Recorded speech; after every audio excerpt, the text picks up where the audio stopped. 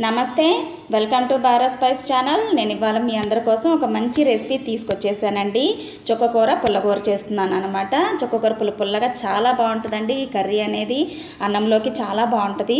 ఎప్పుడు మనం రెగ్యులర్గా పప్పు చేస్తాము, అలాగే పచ్చడి కూడా చేస్తామండి, చాలా బాగుంటుంది. ఇంకోసారి ఎప్పుడైనా చూపిస్తాను పచ్చడి అనేది. రైస్లోకి మాత్రం సూపర్గా ఉంటుందండి. పుల్లగా కారకారంగా చాలా బాగుంటుంది.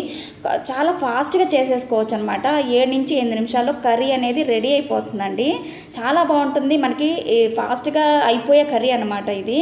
ఇక్కడ చుక్కకూర కొన్ని కట్టలు తీసుకున్నానండి. శుభ్రం చేసేసుకుని చక్కగా కడిగేసేసుకున్నాను అనమాట. ముక్కలు కట్ చేసుకుని పక్కన పెట్టేసుకుందాము.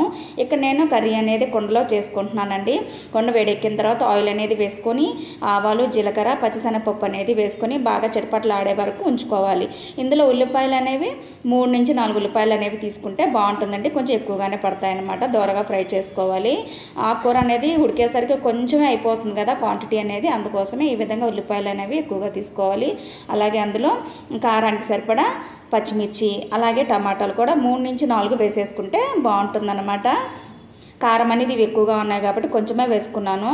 కారం ఇది పుల్లగా ఉంటుంది కాబట్టి కొంచెం మిరపకాయలు అనేవి కొంచెం ఎక్కువ పడితేనే కొంచెం పుల్లగా కారకారంగా బాగుంటుందండి.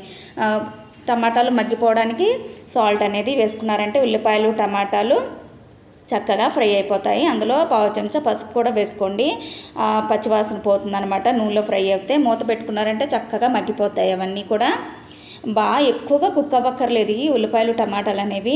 అలా మగ్గిపోతే సరిపోతుంది. మెత్తగా మగ్గిపోతే చాలన్నమాట. ఎందుకంటే ఆకుకూర వేస్తాం కదా, మళ్ళీ మగ్గుతాయి. ఇక్కడ సన్నగా కట్ చేసుకున్నానండి. శుభ్రంగా కడిగేసుకున్న తర్వాత చుక్కకూర అంతా అందులోకి వేసుకుంటున్నాను. ఎక్కువగా ఉన్నా అనుకుంటాం కానీ మూత పెట్టి 1-2 నిమిషాలు అలా వదిలేసామంటే క్వాంటిటీ అనేది మెత్తగా అయిపోయి తక్కువైపోతుంది క్వాంటిటీ అనేది కూడా.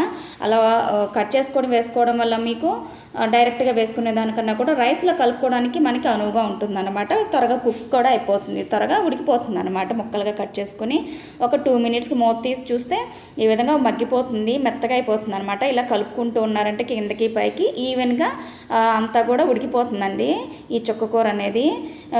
ఇప్పుడు మీకు సాయంత్రం వేళలో ఇది తినాలంటే బోర్ కొట్టింది అనుకోండి, మధ్యాహ్నం తిన్న తర్వాత అలా సాయంత్రం పూట సపరేట్గా మిగిలిన ఈ చుక్కకూర పుల్లకూరలో పప్పు సపరేట్గా పెసరపప్పు అయినా కందిపప్పు అయినా ఉడికించుకొని ఇందులో కలిపేసుకుంటే పప్పులా తయారైపోతుంది అనమాట.